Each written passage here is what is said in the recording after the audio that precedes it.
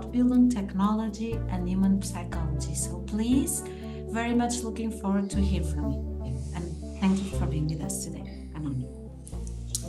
Hey there, yeah, thanks for having me. It's a real pleasure to be here. Pleasure to hear you all speak and hear your wonderful ideas. And I should let you know, I am not an education expert. I come from cognitive neuroscience. I have spent most of my life in school and around students, and it's a thing that is very important to me, human development, very important. And I've kind of shifted away a bit from cognitive neuroscience into basically things about human thriving is, I would say, how I would encapsulate my interests these days. But I'm thinking about these things very practically, nuts and bolts, data-wise. So please forgive me if my theoretical perspectives are naive, but hopefully this kind of scientific, empirical view on these things will at least generate some discussion. So I've prepared a little PowerPoint.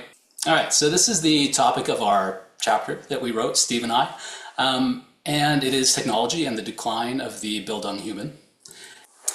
All right, so basically looking at the picture as it stands today, to me, I think that we are arguably living in a golden age of how informed and how much access people have to high quality information, which a person could argue is an important part of what it means to foster Bildung.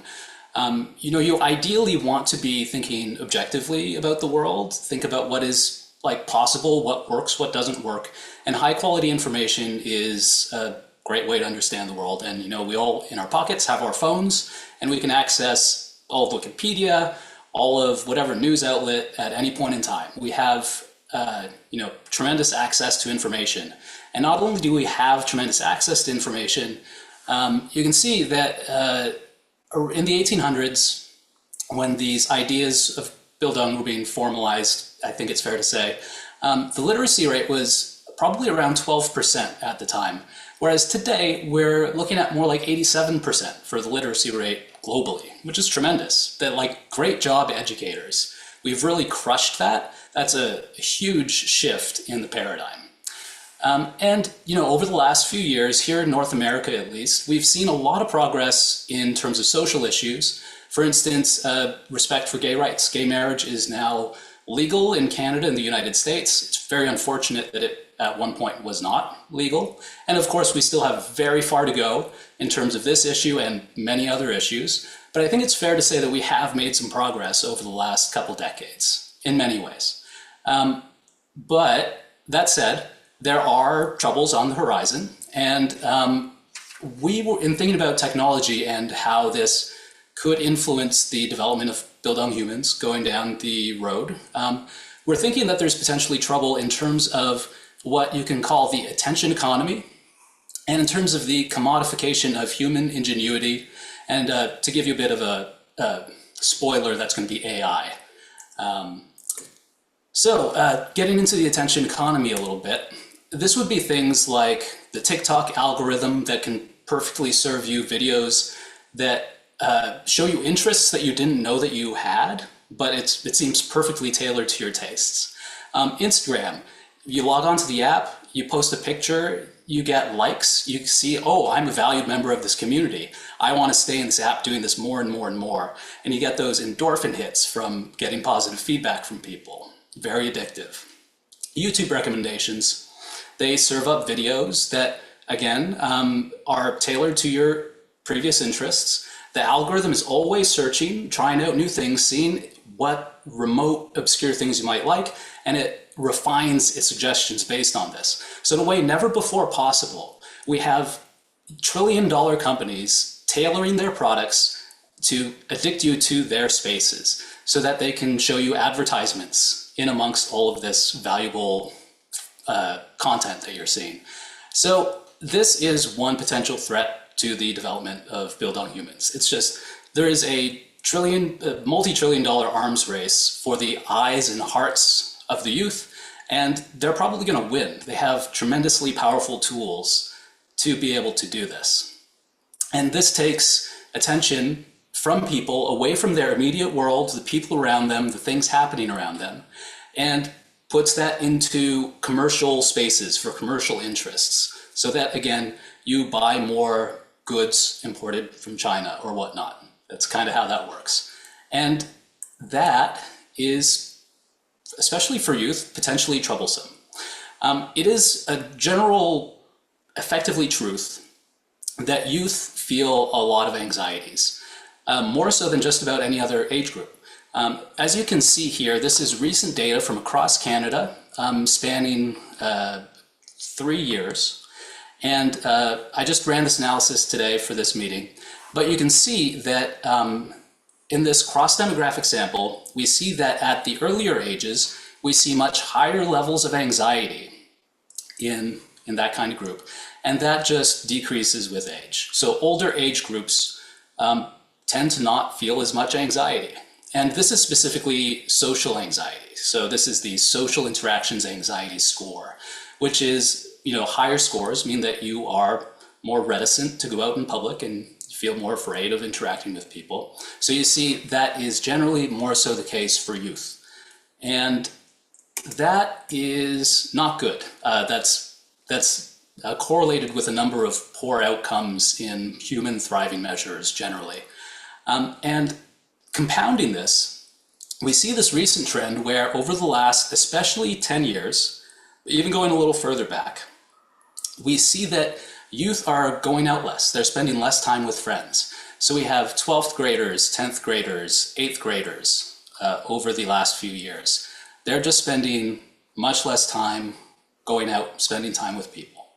And this is, I purposely tried to exclude the COVID situation, since that made these things much, much worse. But I don't want to talk about COVID. I want to talk about large social trends. So as much as possible, trying to focus on what has been happening before COVID that is still trending today. So generally, less time outside the house. And as one might predict, loneliness is increasing, especially around this inflection point of around 2008, 2009. And not only is this happening in North America, where that last research was done, this is a global phenomenon. We see around, again, that 2010-ish period, there's this inflection and things are getting worse in terms of how much camaraderie people are feeling in their lives, effectively. And it's not totally clear. This could be explained by a lot of things. Just to give you a heads up, it's probably not just social media. There's some data that suggests that this is a more complex cultural phenomenon that's driving these trends. But social media is a part of our culture, and it's had a big influence over it in the last 10 years, the last 15 years. And it's almost certainly a component driving these poor trajectories. And then we see that that's actually similar trends are appearing in, for instance, standardized scores for tests that people are taking before entering into university. Especially during COVID, there was a sharp drop off. But even before that, downward trend. So arguably, this attention economy, if it's not the cause of all these problems, we should be looking pretty hard at it to see what role it is playing in creating this culture where these phenomenon can exist. So that's one concern, the attention economy. The next one, the commodification of human ingenuity, which is really starting to creep up on us right now. We see that AI, even in its primitive stages, like this is the worst AI will ever be. It's improving rapidly, and we don't know how high the ceiling is. It could be incredibly good even a couple years from now. And it does this by synthesizing the sum of all humans' expression. With this, it's not only able to imitate the best writers, these AI methods can actually go in between the best things. So it can explore new spaces that humans have never thought about before by combining generalities about trends around these unexplored places where creativity can happen. So it's not even necessarily bounded by what has been fed into it. It is, in a sense, you could argue, truly creative, which is fascinating and tremendously powerful. And over the next few years, it might become, along some measures, the best writer. It might become the best scientist. It already can come up with pretty good experimental designs, which is great for me right now because it helps me in generating my research paradigms a little bit. It's still not great, so it can't replace me entirely yet, thank goodness. But it's getting there. It can also be the best musician. It can be the best at, arguably, along traditional measures, can be better than humans at many, many things. And this undermines the implicit economic incentives for acquiring a lot of foundational skills that support human intellectual development. And that I find quite disturbing, actually. I think that this is a major problem that we need to solve, but I'm not confident that we will solve, given COVID and the kind of hysteria around that, instead of the calm, collected problem solving. Anyway, but this is not the first time that humans have been rendered redundant by efficiency. This is an image of what is plausibly a pre-industrial revolution garment textile factory. And as probably a lot of us know, it was the textile industry that bred the first computers. It was automated looms that replaced hundreds and thousands of workers. That was the basis of the first computers. And we don't need factories full of weavers anymore. It's automated looms. Painters, before, if you wanted to have a portrait of your family, you went to a painter in the 1800s or even before that. And with the advent of photography, now you don't need painters. So way less people should probably be trained to be painters because there's just not as much demand. The floor fell out of that. Typists. There used to be halls full of typists writing out contracts, standardized forms with different information for different clients. Then word processors came around. This one in 1972 was the first programmable one with a video display. And as you can see here in this advertisement, it does things at the third of the cost of typists, and it can automate all these processes. So this is not the first time that humans have been replaced by technology. Probably not going to be the last. And in some senses, that kind of can give us a bit, perhaps, of guidance about what's going to happen going forward.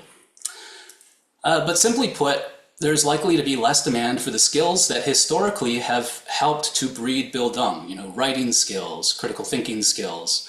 There's just going to be fewer jobs where these skills are in demand.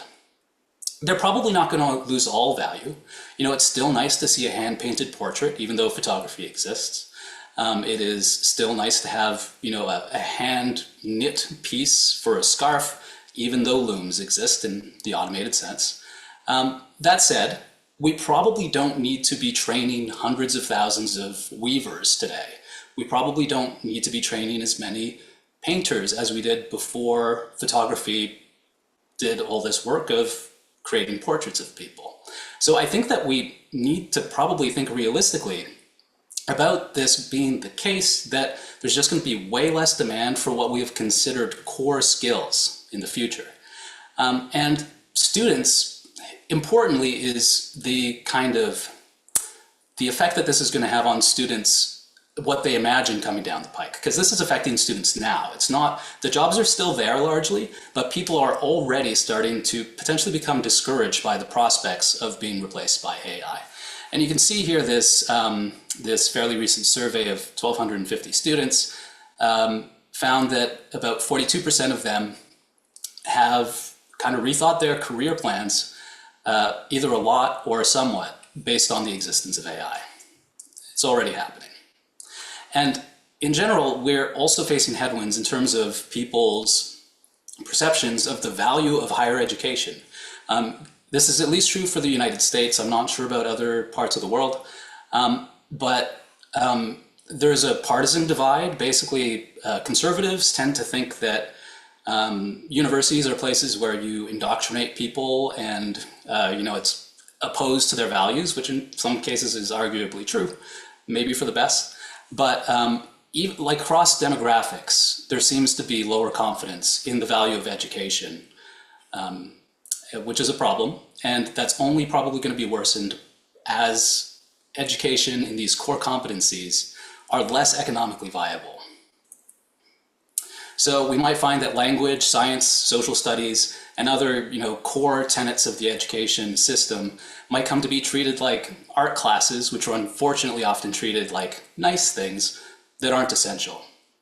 And if so, how then, now that we've lost these tools to motivate people to foster their intellectual development, become excellent critical thinkers and communicators, we still need these people who are excellent thinkers, excellent communicators, whether or not AI is stealing their jobs. So how do we motivate students to keep on going, to keep on trying, even when the economic incentives aren't there? And I think that it is important to say, I don't think we really know. We don't really know how fast this is going to happen.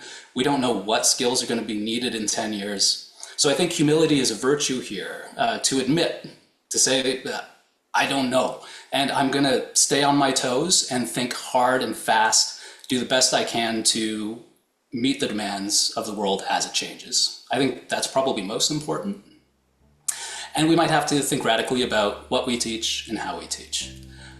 We do have some specific research going on with Steve Joordens and myself at the University of Toronto that we're very excited about, that we think will help to keep education relevant into the near future. But again, we're all playing by ear as the world changes around us. So I think that that's a good point to maybe stop.